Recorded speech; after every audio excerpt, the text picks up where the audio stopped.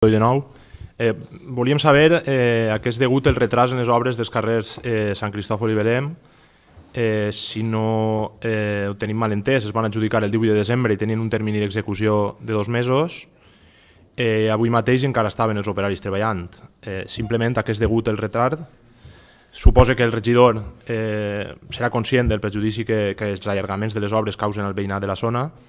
I res, voldríem saber simplement a què és degut, sobre qui recau la responsabilitat d'aquest retard i què es pot fer per exigir el compliment d'aquestes responsabilitats.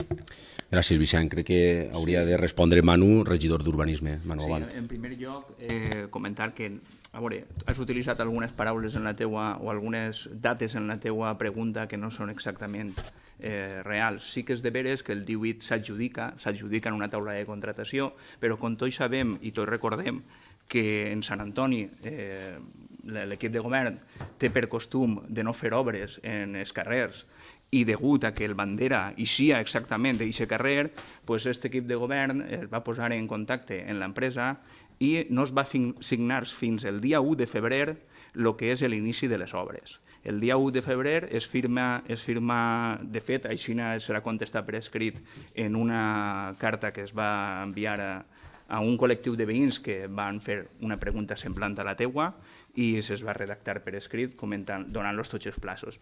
Per a començar una obra, em sembla que el dia 28, dilluns de gener, després de les festes de Sant Antoni, l'empresa comença a ficar la cartelleria en les façanes del carrer per a notificar que en la tornada de la bandera les van veure en el passacarrer, si no recorde mal, per a notificar que anaven a començar aquesta setmana les obres. El 29 de gener va ser dilluns i el dia 1 va ser dimecres o dijous.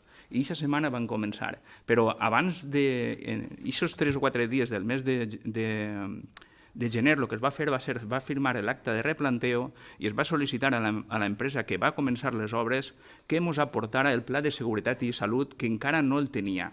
Entonces, fins el dia 1 no van poder començar. A veure, estos dos carrers, carrer Sant Cristòfol i Belém, tenen una complexitat prou important.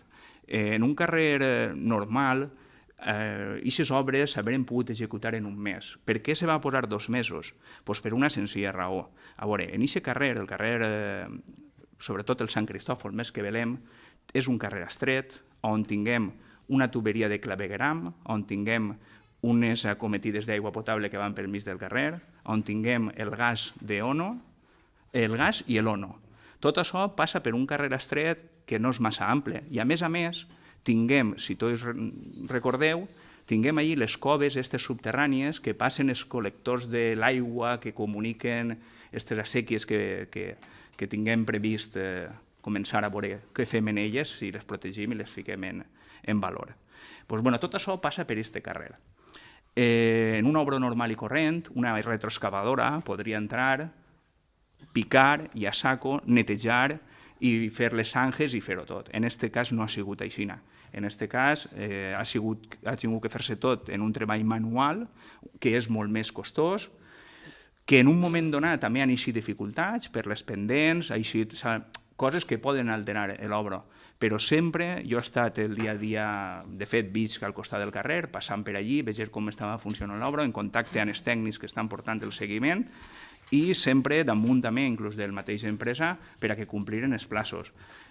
Creguem que tenen de plaç fins al dia 30 d'aquest mes per a acabar l'obra i crec que avui estan netejant el carrer, llevant el desmoldejat de lo que és el paviment imprès. No obstant, tots voldrien que haver anat més ràpid, tots voldríem que haver anat més a pressa. De fet, el formigó imprès també ha sigut una dificultat perquè vinguem d'uns dies enrere que ha hagut pluges, que no ha sigut el millor temps possible per a tirar un formigó, que val molts diners perquè no és només el formigó, és tots els additius i tots els productes que porto per a poder fer-lo imprès i al final estem en un plaç límit.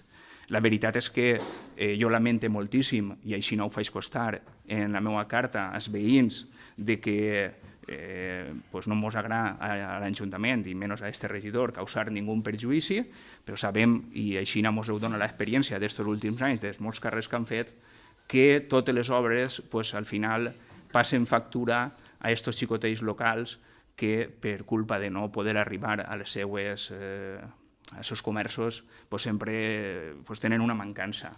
Però bueno, és una cosa que creguem que és positiva, s'ha renovat l'aigua potable, s'ha renovat l'alcantarillat i s'ha donat un acabat al carrer molt més peatonal i molt més accessible per a la gent major que viu en la zona. I al final això és el nostre objectiu. Espero haver-te contestat, Vicent. Molt bé, Manu. Bé, passem a la